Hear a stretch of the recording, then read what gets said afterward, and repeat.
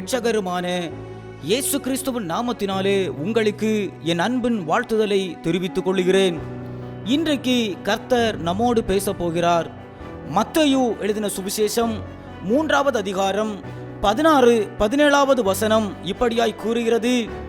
இயேசு ஞானஸ்நானம் பெற்று ஜலத்திலிருந்து கரையேறின உடனே இதோ வானம் அவருக்கு திறக்கப்பட்டது. தேவ ஆவி புறாவை போல இறங்கி தம்மேல் வருகிறதை கண்டார். அன்றியும் வானத்திலிருந்து ஒரு சத்தம் உண்டாகி, இவர் என்னுடைய நேசகுமாரன், இவரில் பிரியமாய் இருக்கிறேன் என்று உரைத்தது.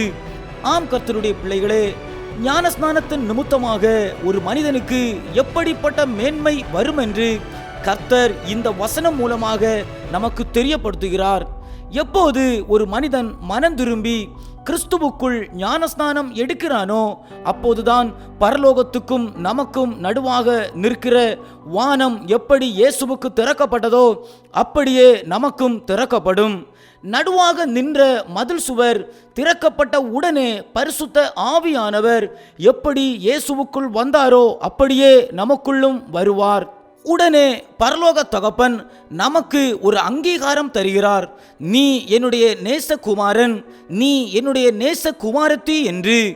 அப்போதே அப்பா பிதாவே என்று கூப்பிடுகிற புத்திர சுவிகாரத்தின் ஆவியை பெற்றுக்கொண்டு உரிமை உள்ளவர்களாய், தகுதி உள்ளவர்களாய் மாறுகிறோம். பிதாவாகிய தேவன் இயேசுவை பார்த்து சொன்னார், இவரில் நான் பிரியமாய் இருக்கிறேன் என்று.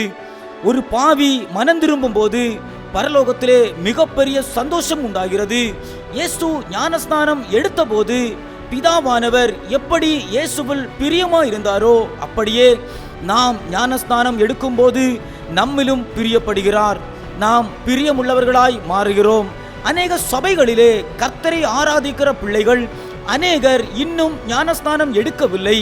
ஞானஸ்நானம் எடுக்காதவர்கள் யாராக இருந்தாலும் சரி, நீங்கள் ஒரு காரியத்தை நன்றாக புரிந்து கொள்ள வேண்டும்.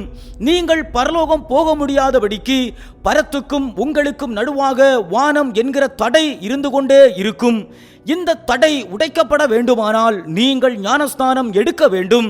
நீங்கள் ஞானஸ்நானம் எடுக்க வேண்டும் என்பதற்காக இந்த மிகப்பெரிய வாய்ப்பை கர்த்தர் உங்களுக்கு தருகின்றார்.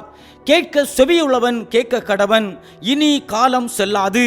நம் ஆண்டவராகிய இயேசு கிறிஸ்து சீக்கிரமாய் வரப்போகிறார். எக்கால சத்தம் என்கிற சுவிசேஷத்தின் தொனி இந்த கடைசி நாட்களிலே முழங்கிக் கொண்டே இருக்கிறது. சபையே, நீ ஆயத்தமாய் இருக்கிறாயா? இல்லை என்றால் உடனே ஆயத்தமாகு. நாம் செபிக்கலாம். அல்பாவும் ஒமேகாவும் ஆதியும் அந்தமும் முந்தினவரும் பிந்தினவருமாய் இருக்கிற எங்கள் சர்வ வல்லமுள்ள எங்கள் நல்ல ஆண்டவரே, இந்த விலையேறப்பெற்ற வார்த்தையை கேட்டுக்கொண்டிருக்கிற அத்தனை பிள்ளைகளும் சீக்கிரமாய் ஆயத்தப்படவும் அநேகரை ஆயத்தப்படுத்தவும் உம்முடைய மிகப்பெரிய கிருபை எங்களுக்கு உதவி செய்ய வேண்டும் என்று இயேசுவின் நாமத்தினாலே ஜெபிக்கிறோம் பிதாவே. ஆமேன், ஆமேன், ஆமேன்.